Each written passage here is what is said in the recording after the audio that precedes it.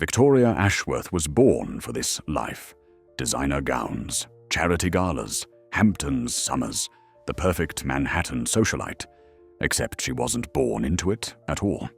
Her real name was Emma Catherine Mills, who spent 10 years learning how to become someone else. The Henderson family was her target. Oil fortune dating back to the 1920s. 7 generations of American aristocracy. Wealth measured in congressional seats and federal buildings. Victoria's transformation was complete. Fake pedigree, forged documents, manufactured connections, a criminal masquerading as old money. She met Richard Henderson at a museum fundraiser. The encounter looked accidental. It was planned down to the minute. Richard was perfect, lonely widower, trusting nature, complete access to family wealth, the key to unlocking a dynasty. Their courtship was a masterclass in manipulation. Victoria played hard to get, made him chase her. Never mentioned money, always deflected wealth.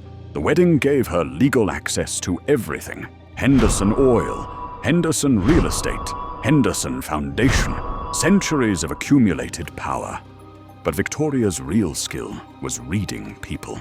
She identified which family members could be turned, which cousins resented the patriarchy, which relatives felt cheated by inheritance. She built alliances through sympathy. The family doesn't appreciate you. You deserve more than you're getting. Together, we can change things. Victoria orchestrated a civil war. Family members stealing from each other. Trust funds raided by angry relatives. The dynasty is eating itself alive. While she positioned herself as the solution, mediating disputes she'd created, offering investments in companies she owned, becoming the family's financial savior. The Hendersons lost $4.7 billion to the woman they thought was saving them. Before we get started, each of our episodes is original and uniquely crafted to ensure you never get bored. We've launched this show with a focus on sharp, original storytelling. And as more viewers join us, you'll see everything level up: visuals, sound design, pacing, and production quality. The bigger the audience, the bolder the stories we can tell. So if you want to support us and continue seeing more episodes, subscribe and turn on the notification bell now. You're about to enter a world where money isn't just power. It's the most powerful motive. Tuesday, September 12th, 2017, 2:30 p.m. The phone rang in Charles Ashworth's empty mansion. Then again, no one answered. By evening, when Charles failed to show up for his regular Tuesday dinner at the Gentlemen's Club, the same club where he'd eaten every Tuesday for the past 18 years, his friends began to worry. By Wednesday morning, when his housekeeper found him collapsed in his study, barely breathing, everyone thought they knew what had happened. A heart attack, stress, too much work, too little exercise. What nobody knew was that his beautiful wife, Victoria, had just pulled off one of the biggest thefts in British history. And in 48 hours, she would vanish completely, taking $250 million with her. But how do you steal $250 million from one of Britain's richest families? How do you fool a man who's been managing money longer than most people have been alive? And what kind of person looks at someone they promised to love and sees nothing but a target? This is the story of the perfect crime, the perfect victim, and the perfect criminal who almost got away with it all. The Bentley's engine purred to a stop outside Claridge's, and Charles Ashworth checked his watch for the 3rd time in 5 minutes. He was early. Of course he was early. 53 years old, and he still couldn't shake the boarding school habit of arriving everywhere 10 minutes ahead of schedule.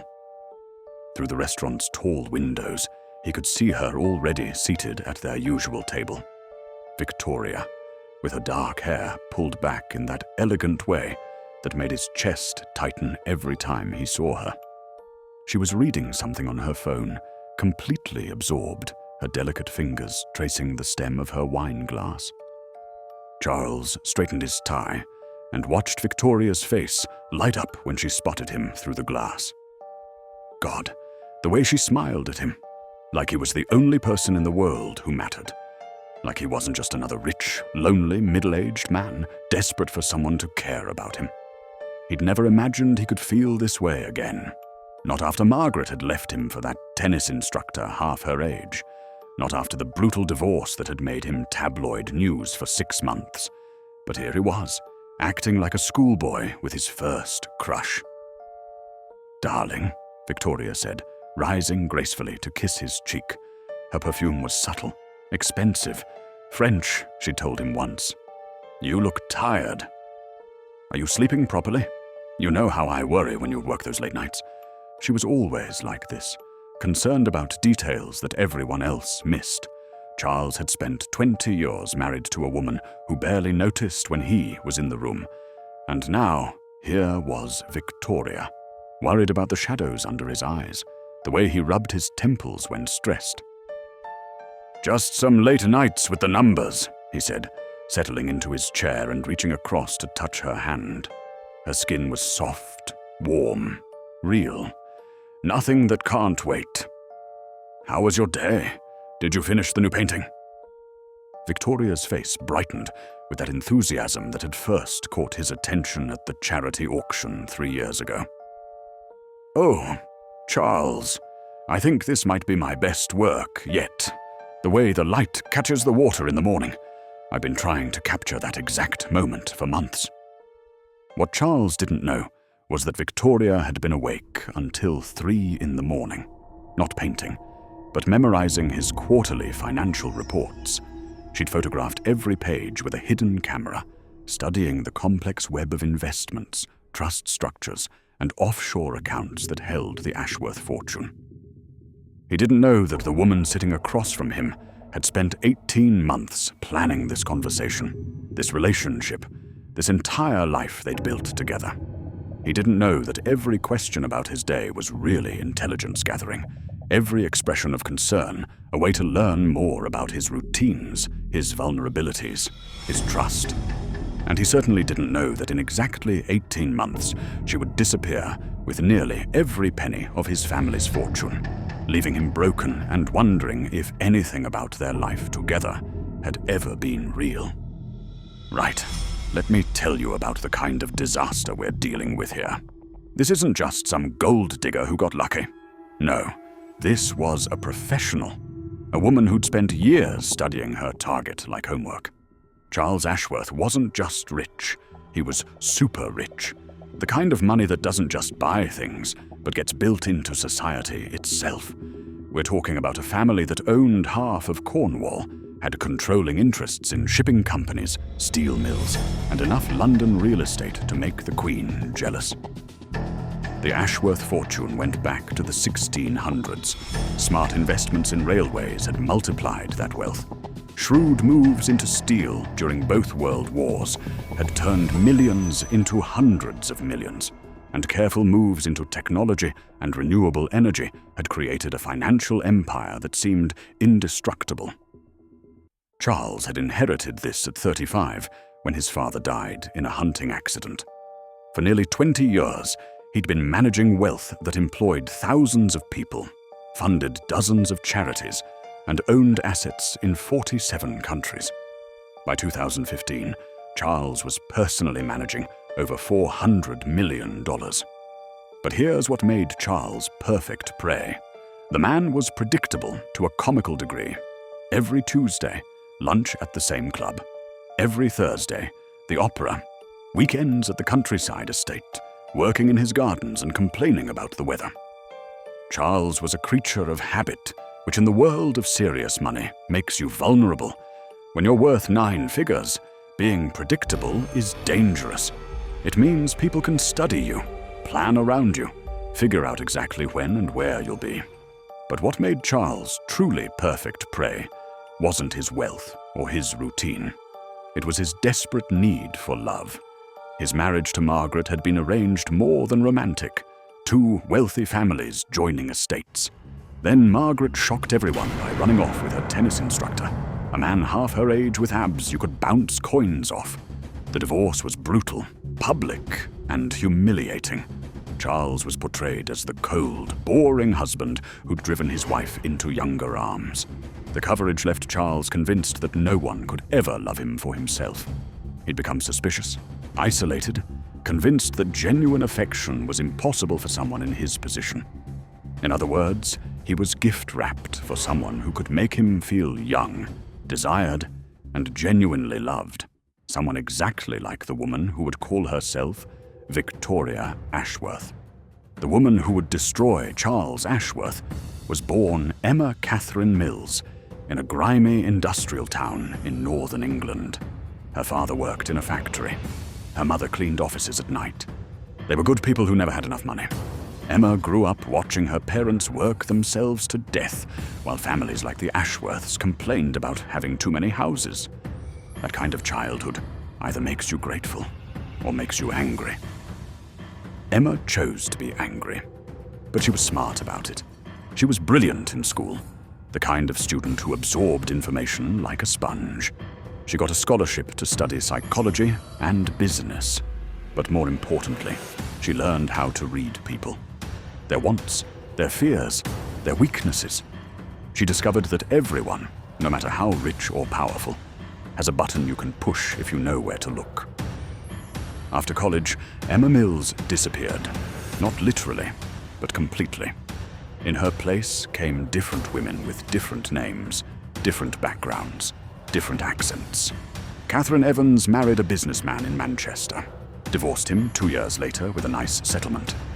Sarah Wellington convinced an oil executive she was a former ballet dancer who'd had bad luck. That marriage lasted 18 months, another big settlement. Each fake identity was practice. Each marriage was an education. Emma was learning the business of being a rich man's wife while figuring out how to take everything they had. By 2013, she was ready for the championship game. Emma spent months researching the Ashworth family like a dissertation. She learned their business interests, their social connections, their family dramas. She studied Charles specifically, his failed marriage, his shyness around women, his guilt about inherited wealth.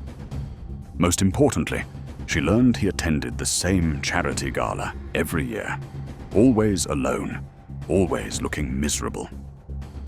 So Emma created the perfect woman for Charles Ashworth. Victoria was an artist, struggling but talented, beautiful but not threatening, interested in his world but not demanding. She rented a studio in Chelsea, learned enough about painting to sound convincing, and began showing up at exactly the right events. The first time Charles saw her, Victoria was crying in front of a painting at a fundraiser. When he asked what was wrong, she told him the painting reminded her of her dead father, who'd died before seeing her first art show. Complete lies, but exactly the kind of romantic tragedy that would appeal to a guilty rich man.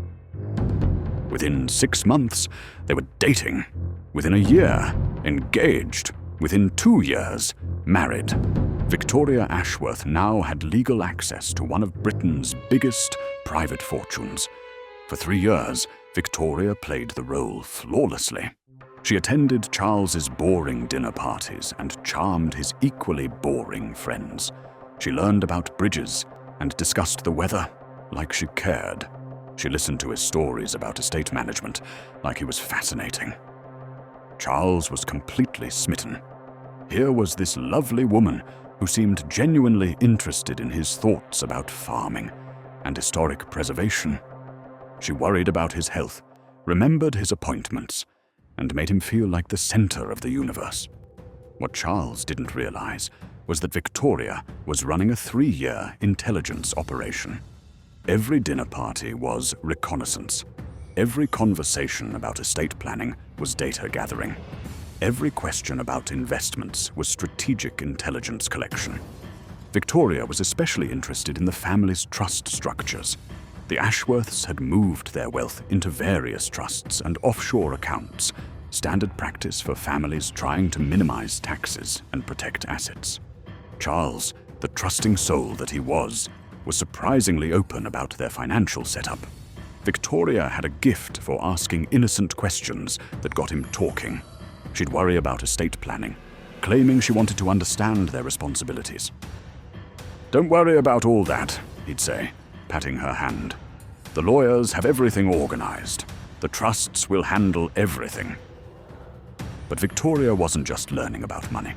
She was studying Charles himself, his routines, his health, his medications. She noticed he took pills for high blood pressure. She saw that he worked late in his study, often until past midnight, reviewing financial documents. Most importantly, she discovered that Charles kept detailed records of everything. The man documented his entire life, and he kept copies of the most important documents in his personal safe. "Everything we have is in here," he told her one romantic evening, showing her the massive safe hidden behind a painting in his study. "All the crucial papers, access codes, banker contacts. If anything happens to me, you'll know where everything is." He even gave her the combination. Proof of how much he trusted her. What he'd actually done was hand her the keys to his entire fortune. Victoria also spent those 3 years building relationships with Charles's financial team. She attended meetings, always playing the interested but slightly confused wife. She asked simple questions that made the advisors feel important. She remembered birthdays and asked about families. By the time she was ready to strike, half of Charles's financial team considered her family. They trusted her. They liked her. Most importantly, they didn't see her as a threat. Meanwhile, Victoria was secretly building her escape infrastructure. She created shell companies in tax havens. She established offshore accounts under false identities. She forged documents and bought fake passports. By September 2017, Victoria had everything in place. She knew where the money was. She had access to the accounts. She'd built relationships with key people. She had escape routes planned. All she needed was the right moment to strike. Tuesday, September 12th, 2017. 8:30 a.m.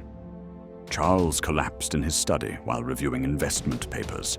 Victoria, who'd been gradually increasing his blood pressure medication dosage for weeks, had finally triggered the medical emergency she'd been waiting for. She called for an ambulance immediately, of course, performed CPR, rode to the hospital holding his hand, the perfect, devoted wife in crisis. While Charles lay unconscious, Victoria began what she called emergency financial management. She contacted his advisors, explaining she needed access to accounts for medical expenses and household management. Everyone sympathized with poor Lady Ashworth, dealing with such a terrible situation. Victoria's theft was brilliant because it was simple. She couldn't just transfer everything to personal accounts, too obvious. Instead, she created fake companies that looked like legitimate business investments. The Ashworths had always been involved in complex international deals. Victoria's transfers looked exactly the same.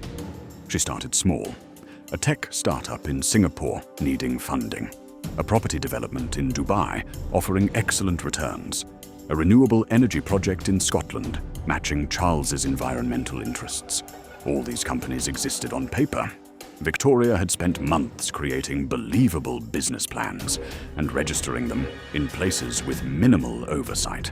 To anyone checking, they looked like typical Ashworth investments.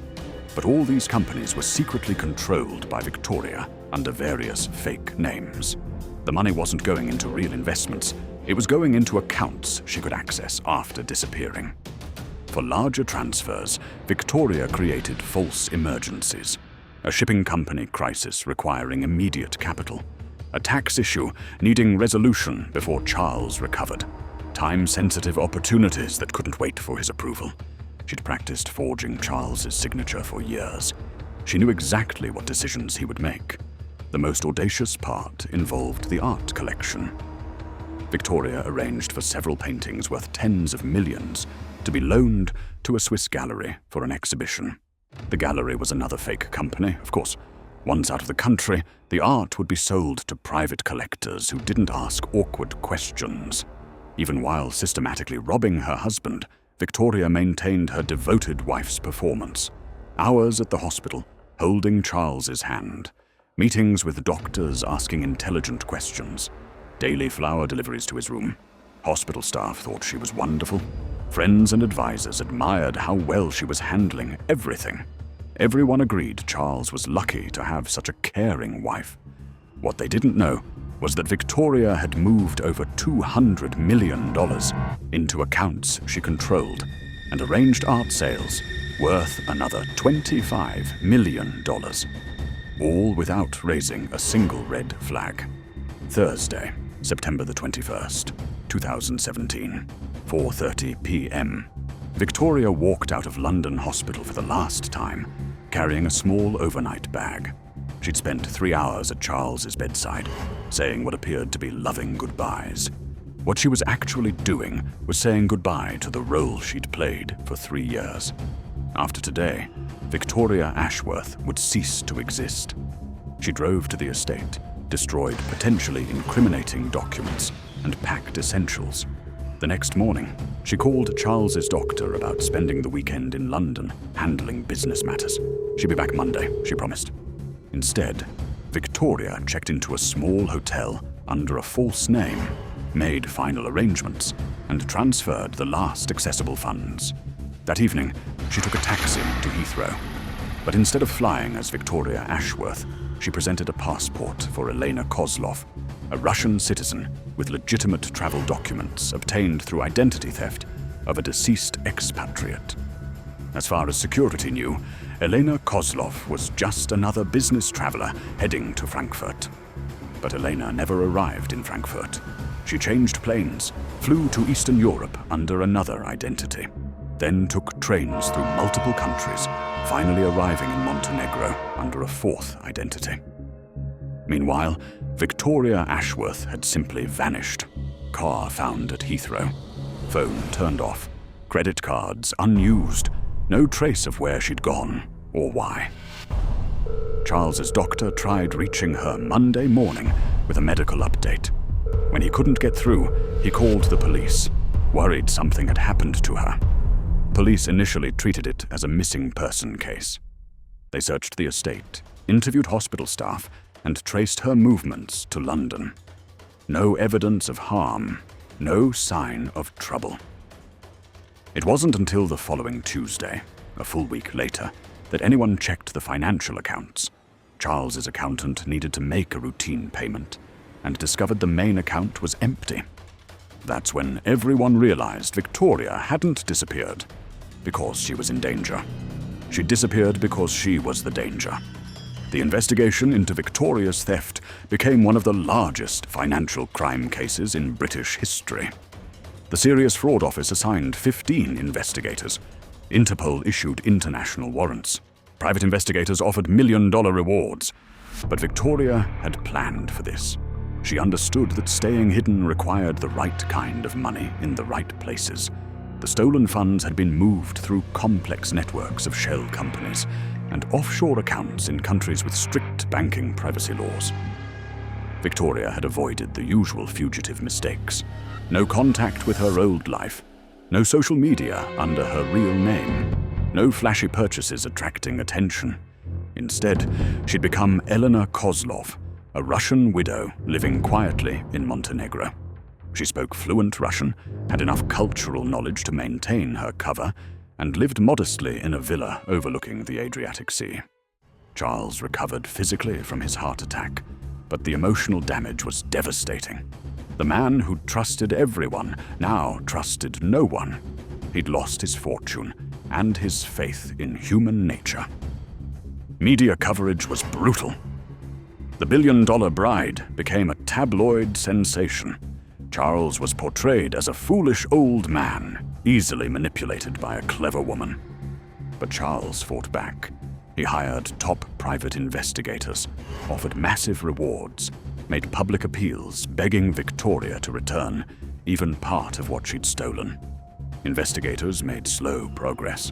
They identified some shell companies, traced several transfers, and found evidence that Victoria had been planning the theft for years before marrying Charles. But finding Victoria herself proved impossible.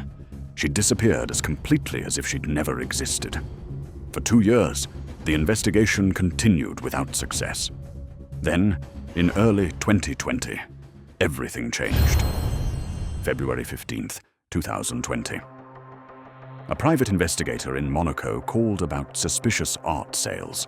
Several paintings matching stolen Ashworth pieces had been sold through a dealer in Nice. The dealer admitted being contacted by a woman representing a Russian collector needing quick sales. She'd provided proper paperwork, and everything seemed legitimate. But something about the woman stuck with him. Perfect Russian. But the accent wasn't quite right.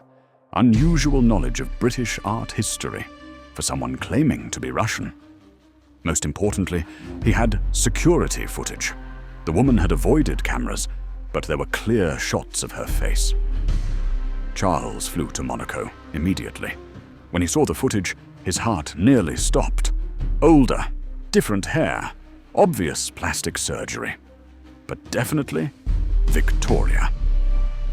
The investigation exploded back to life. Now knowing Victoria was alive and active in the Mediterranean, investigators focused their search. They traced the Russian identity to forged papers from Prague, found apartment rentals across 3 countries under similar names. The breakthrough came from social media. A British tourist in Montenegro posted a photo showing a woman who looked remarkably like Victoria at a cafe in Budva. A facial recognition program flagged the image. Within hours, investigators were in Montenegro. They found the cafe, interviewed staff, and discovered the woman was a regular who lived nearby. Elena Kozlov, quiet, polite, kept to herself. Surveillance began immediately. They watched Elena's villa, tracked her movements, and built a court-ready case. She'd been living in Montenegro over a year, apparently believing she was safe from extradition. But Elena had made a crucial mistake. She'd gotten comfortable. After 2 years of paranoia, she'd relaxed, established routines, made local connections, stopped being careful about her appearance. The arrest happened on a Tuesday morning in March 2020. Elena was having coffee at her usual cafe when Montenegrin police surrounded her. She didn't resist, didn't seem surprised, simply put down her cup and held out her hands. "I've been expecting you," she said quietly in perfect English. When Charles finally faced his ex-wife, he was shocked by what he saw. The vibrant, charming woman he'd married was gone, replaced by someone hollow and empty. "Why?" was all he could say. Elena looked at him with those same blue eyes that had once made him feel lucky, but now they were cold, calculating, without warmth. "Because I could," she said simply. "Because you made it so easy." That's when Charles realized the horrible truth. Victoria had never loved him. Every moment of their marriage had been a performance. Every kiss, every smile, every word of affection calculated to serve her purposes. The woman he'd loved had never existed. The trial became one of the most watched legal proceedings in recent British history. Emma Catherine Mills, her real name, faced charges of fraud, theft, and money laundering. Emma hired expensive lawyers, claiming she'd been a victim of domestic manipulation. She painted herself as the victim and Charles as the villain. But the prosecution had overwhelming evidence: previous marriages and schemes, forged papers and shell companies, systematic theft of hundreds of millions. Most damning were Emma's own notes, detailed plans for Charles's destruction, written with clinical detachment. The jury took less than 6 hours to convict on all charges. Emma was sentenced to 25 years in prison. But conviction was only the beginning. The money was still hidden across the globe. Recovery required years of legal battles in multiple countries. Charles poured his remaining wealth into legal fees, hiring teams of lawyers to track down his stolen fortune. Slowly, assets were recovered. A Cayman Islands account, 15 million. A Dubai property, 8 million. A painting from Switzerland, priceless but returned. After 3 years, Charles had recovered less than half. The rest seemed lost forever. 5 years later, Charles sat in his new, smaller study, when his assistant announced a visitor. Sarah Chen, a journalist writing about marriage fraud. But as she spoke, Charles realized she wasn't just a journalist, she was another victim. "My husband disappeared 3 years ago, with everything we owned," she said quietly. "When I read about Emma Mills, I recognized the pattern." Charles and Sarah worked together, building a database of marriage fraud cases. Their investigation led to arrests across Europe, recovery of more stolen money, and changes in how marriage fraud was prosecuted. Charles had stopped thinking of Emma as a person. She'd become a symbol, a reminder of human destructiveness when empathy disappears completely, but also a reminder of human resilience in the face of betrayal. The man destroyed by Emma's theft had rebuilt his life around helping others avoid the same fate. He'd found purpose in pain, meaning in suffering. He'd turned his worst experience into something helpful. The Charles Ashworth Foundation, established with recovered money, now provides support for fraud victims and advocates for stronger international cooperation in prosecuting financial crime. Emma Mills had proven that love could be faked, trust weaponized, and careful people utterly destroyed by someone with skill and no conscience. But Charles Ashworth proved something else. That devastating betrayal didn't have to end the story. Sometimes, if you're strong and stubborn enough, you can turn your enemy's victory into something that helps others. And sometimes, that's the best revenge of all.